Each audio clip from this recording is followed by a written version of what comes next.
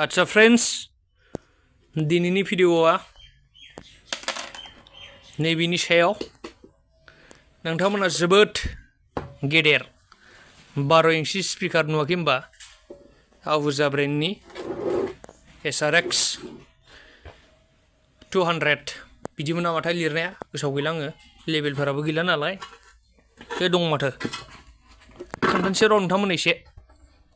नै बिदि लिरनाय दङ ए माथो ब्लार जादोंलै बिदि लिरनाय दं आरोखि बे 12 इंचिनि स्पिकार बेनि काहानिखौ खोन्थानोसै आं नोंथांमोननो मारै बेफोरबायदि फाख्रा सिख्रा जाजोबखो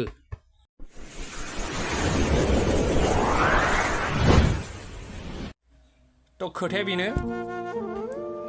खनसे बियो दै सिनानै जिबाय बेखौ बेफोरबायदि माने पेपार होनानै सिथाबबाय खनसे नै बियो जिबाय गेजेरना बेखौबो टेबाटा बायदिसिना होनानै बानायबाय उनाव नै बियो जिबाय साइडनिया बेखौबो बेफोरबायदि मेरामति खालामनानै दामबाय खुनु माने थेरला आरोखि माने 4 बोसोराव बहुत घटना जाबाय बे स्पिकारा जाने जेने तेने थेवबो गोमगासिनोमोन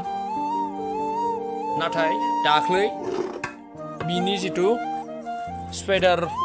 मेइन कइलनिफ्राय फैनाय माने कानेक्सन सिंखैजा दङ तार नोंथांमोना नै नुदों खोमा ना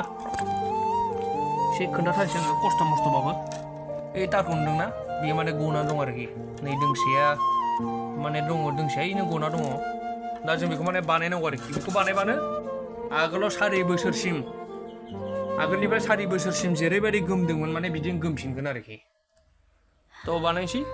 उफाय गैला ना होमबा ना माजोंथो भारा मारिनानै जानो